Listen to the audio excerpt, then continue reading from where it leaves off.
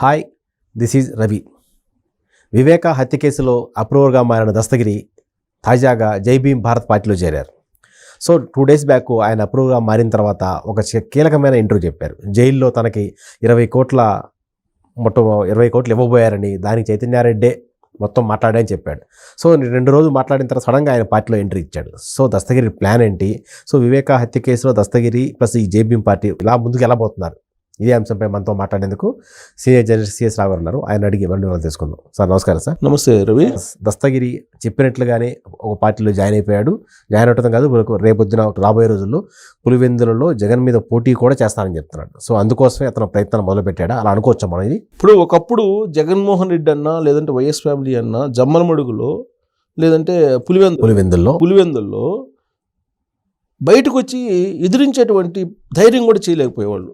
కానీ ఇవాళ జగన్మోహన్ రెడ్డి నేరుగా ఢీ కొట్టడానికి ఒక సామాన్యుడు, ఒక కారు డ్రైవర్, ఒకప్పుడు వాళ్ళ బాబాయ్ కార్ డ్రైవర్గా పనిచేసినటువంటి దస్తగిరి జగన్మోహన్ రెడ్డి మీద పోటీ చేయడానికి నేను సిద్ధపడుతున్నానని అంటేనే జగన్మోహన్ రెడ్డి ఓడిపోయినట్టుగా భావించాలి.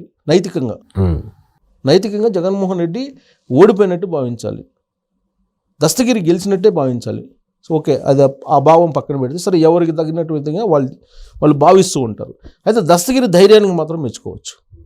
ఇప్పుడు జగన్మోహన్ రెడ్డి మీద ఒక మాట మాట్లాడడానికి ధైర్యం చేసి ముందుకు వచ్చేటువంటి పరిస్థితి ఆంధ్రప్రదేశ్లో లేదనేది సర్వత్రా వినిపిస్తుంది. సోషల్ మీడియాలో ఒక చిన్న పోస్ట్ పెడితేనే వాళ్ళ మీద కేసులు పెడుతున్నారు.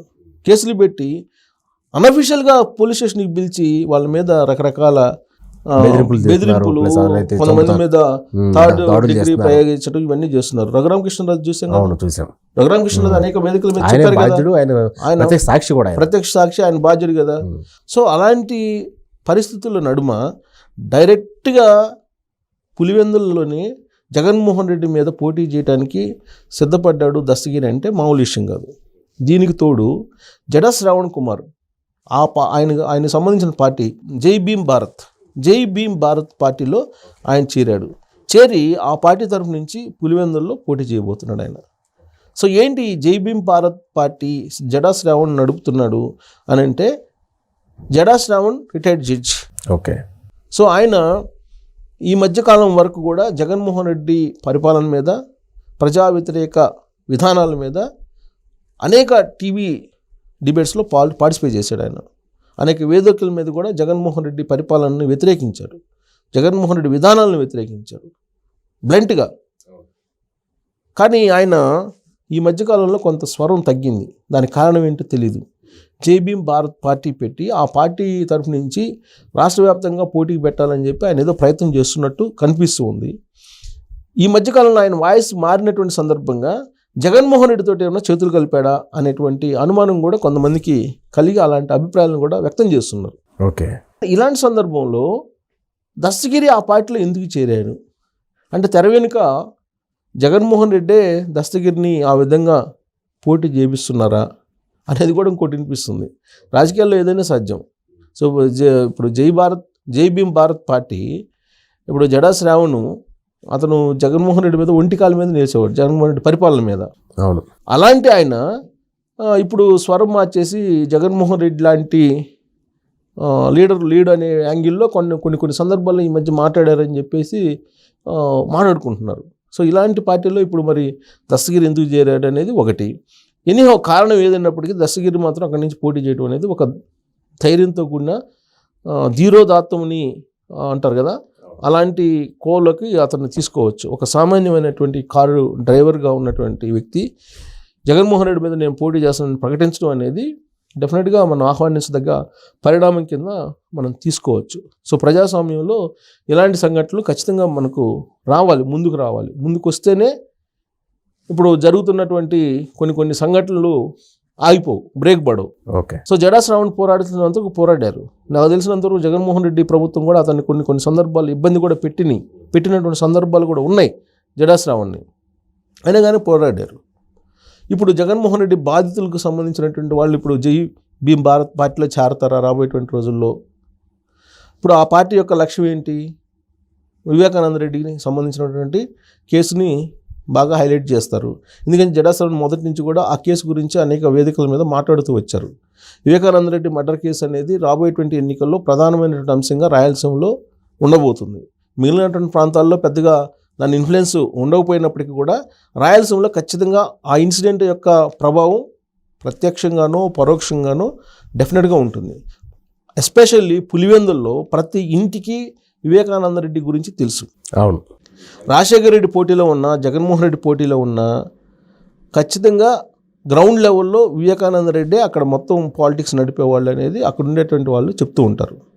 సో వివేకానంద రెడ్డికి ఇంకో పరిచయాలు ఎలా ఉంటాయంటే ప్రతి ఇంట్లో పులివెందుల్లో ఉండేటువంటి వాళ్ళని పేరు పెట్టి పిలిచేటువంటి స్వాతంత్ర్యం ఉంది ఆయనకి, అంత ఎఫెక్షన్ ఉంది. అక్కడ ఉండేటువంటి ఓటర్లకు కూడా వివేకానంద రెడ్డి అంటే ఒక అభిమానం ప్రత్యేకంగా ఉండేది అని చెప్తూ ఉంటారు.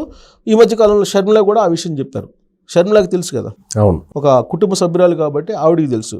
ఆవిడ కూడా చెప్పారు, బాబాయ్ అందరితోటి కలిసి ఉంటారు, అందరితోటి కలిసిమెలిసి తిరుగుతూ ఉంటారు, క్షేత్రస్థాయిలో కూడా ఆయనకే పట్టు ఉందనేటువంటి విషయం కూడా చెప్పారు. అందుకే ఇది పొలిటికల్ మర్డర్ అని చెప్పి మొట్టమొదటిసారిగా ఆమె సిబిఐ ఎదుటే చెప్పారు. అవును, సో పొలిటికల్ మర్డరు ఇది అని చెప్పి ఆవిడ మీడియాకు కూడా క్లియర్గా చెప్పారు. ఇలాంటి సందర్భంలో దస్తగిరి ఇప్పుడు పోటీ చేస్తున్నాడంటే వివేకానంద రెడ్డి మర్డర్ కేసుకు సంబంధించిన ఎజెండా తీసుకునే ఆయన వెళ్తారు ప్రచారానికి.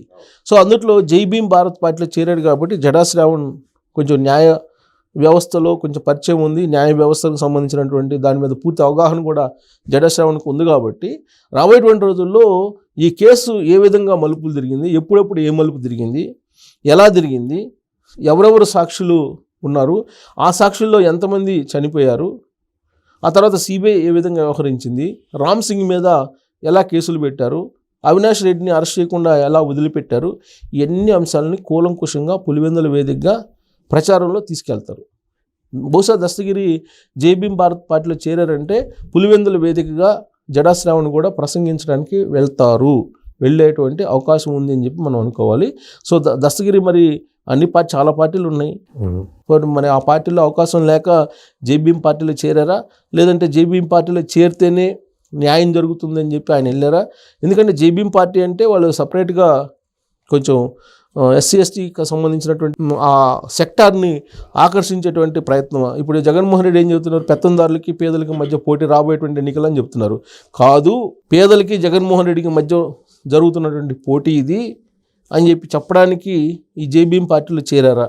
పెత్తందారులకి పేదలకి కాదు, పేదలకి జగన్మోహన్ రెడ్డికి మధ్య జరుగుతున్నటువంటి ఎన్నికలు ఇవి అని చెప్పి ప్రజల్లోకి బలంగా తీసుకెళ్ళడానికి దస్తగిరి మరి ఈ నిర్ణయం తీసుకున్నారా అనేటువంటిది కూడా మనం పరిగణలోకి తీసుకోవాలి. ఎందుకంటే జై భీమ్ పార్టీ అంటే కొంచెం పేదలకు సంబంధించినటువంటి పార్టీ, నిరుపేదలకు సంబంధించినటువంటి పార్టీ, అంబేద్కర్ భావజాలంతో కూడుకున్నటువంటి పార్టీగా మనం అనుకోవాలి.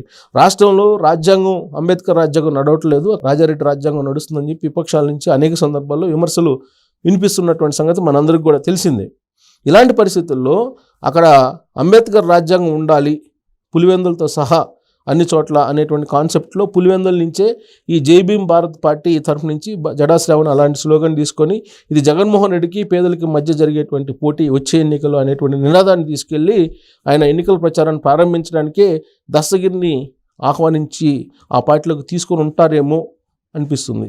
సో దస్తగిరి అలాగే జడా శ్రావణ్ ఇద్దరు కలిసి మరి పులివెందులో పోయి ఎలాంటి సందేశాన్ని, ఎలాంటి దిశానిర్దేశాన్ని, ఎలాంటి సందేశాన్ని ప్రజలకు ఇస్తారనేది ఆసక్తికరమైన అంశంగా మనం తీసుకోవచ్చు. అప్రూవర్గా మారి వైఎస్ వివేక హత్య కేసు నిందితులకి షాక్ ఇచ్చిన దస్తగిరి ఇప్పుడు పార్టీలో చేరి మరో షాక్ ఇచ్చారు.